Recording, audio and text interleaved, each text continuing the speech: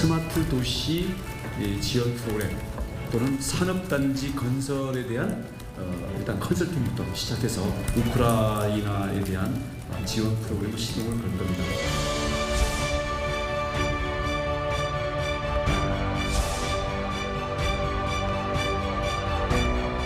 정부 질서를 위한 판짜기는 이미 진행이 되어 있고요. 우리가 지금 들어가도 늦는 거고요. 지금이 어찌면 마지막 타임일 수도 있다고 보고.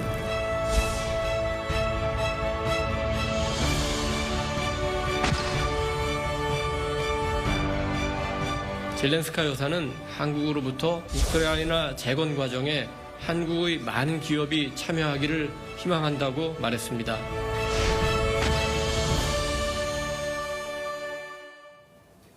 예, 보신 것처럼 정부가 약 1,200조 원 규모로 추산되는 우크라이나 전후 재건 사업 진출에 본격적으로 시동을 걸고 있습니다. 네, 관련 내용 석병훈 이화여대 경제학과 부교수와 함께 자세히 짚어보도록 하겠습니다. 안녕하세요. 안녕하세요.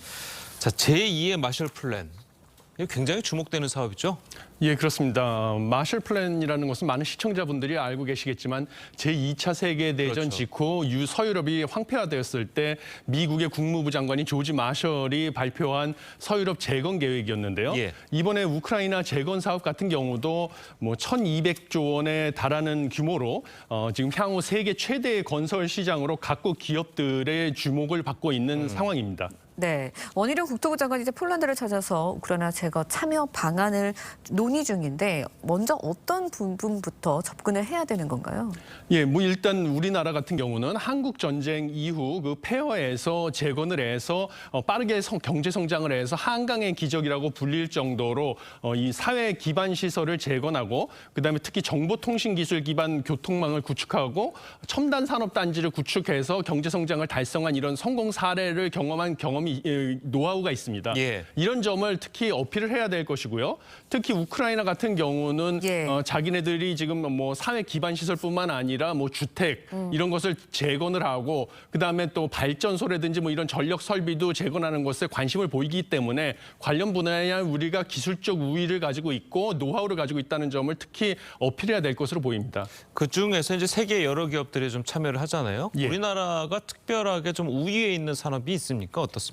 대표적인 것은 원자력 발전하고 수소 예. 에너지라든지 아니면 신재생 에너지 이런 부분의 발전소 건설과 운영 노하우에서 우리 기술력은 세계적인 수준이기 때문에요. 그렇죠. 특히 우크라이나의 경제부총리나 관계부처 예. 고위 공무원들도 최근에 방한해서 특별히 그 에너지 부분에 이번에 그 재건 사업에서 규모가 3,400억 달러에 달할 정도로 상당히 큰 부분을 차지하고 있는데요. 우리나라의 그 원자력 발전과 수소 에너지 이런 쪽에서 참여를 기대한다고 콕 집어서 지원을 요청할 정도로 관심을 보이고 있습니다.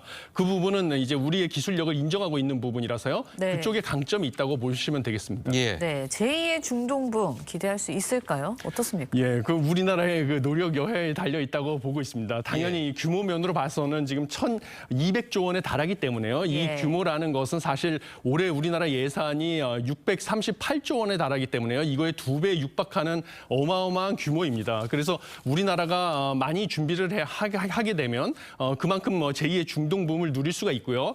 단적인 예를 말씀을 드리면 지금 우크라이나의 인접국으로 폴란드가 가장 네. 적극적으로 우크라이나 재건 사업에 뛰어들고 있는데요. 폴란드의 그 자체 은행의 추산에 따르면 폴란드가 우크라이나 재건 사업에 참여함으로써 향후 10년간 3.6에서 3.8%의 GDP 성장을 달성할 것이다. 예. 라는 추정 결과도 있습니다. 그렇기 때문에 우리나라도 지금 여러 나라들이 경쟁을 하고 있는 상황이다 보니까 철저하게 준비를 해서 이 기회를 이용한다면 제2의 중동붐을 달성할 수도 있다라고 보고 있습니다. 예전에 저희가 이제 중동 가가지고 이제 예. 건설을 할 때는 당시에는 산업 인프라 그러니까 도로라든지 예. SOC 같은 거를 이제 예. 많이 예. 이제 했었잖아요.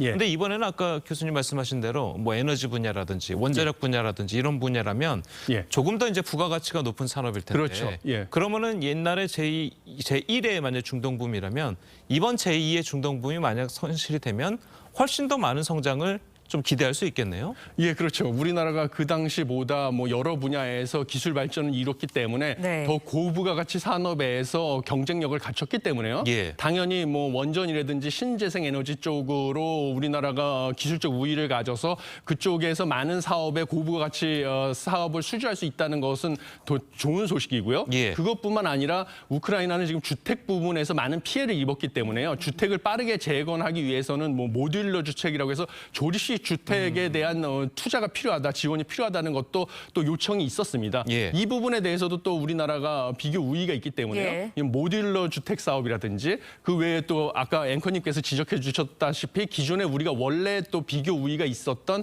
사회 기반 시설, 도로라든지 뭐 철도, 공항 이런 쪽에 대한 건설 부분도 원래 우리도 또 노하우가 있기 때문에요. 그렇죠. 그런 쪽도 추가적으로 어필할 필요도 있다고 생각을 하고 있습니다. 예. 네, 앞서서 폴란드 이야기도 해주셨는데 다른 나라들도 사업 수주에 뛰어들 겁니다. 경쟁률도 좀 치열할 것 같다는 생각이 드는데 어떻습니까? 예, 맞습니다. 지금 뭐 단적인 예를 들면요. 지금 여러 나라들이 뭐 인도적인 차원에서 우크라이나에 지원을 하고 있습니다. 현재까지 총 40개국이 842억 유로에 달하는 금액을 우크라이나에 인도적인 차원으로 지원을 했는데요. 사실은 이런 인도적인 차원의 지원이 나중에 전후 우크라이나 재건 사업에서 뭔가 그 사업을 수주하기 위한 목적으로도 지원이 됐다고 볼 수가 있습니다. 그 마중물 역할을 하는 것인데요.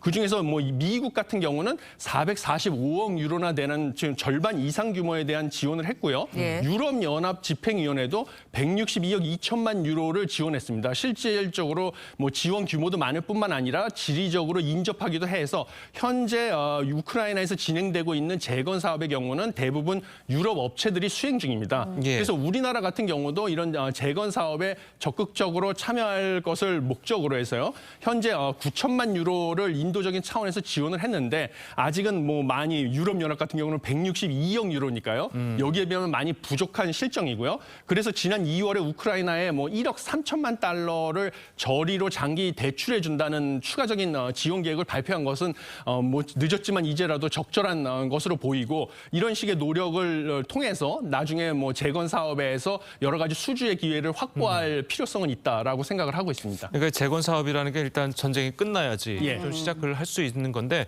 제가 알고 보면 아직 지금 전쟁 중에도 네. 재건 사업은 진행 중이잖아요. 예, 그렇습니다. 우리나라가 지금 전쟁 중인 재건 사업에 참여할 가능성은 있습니까?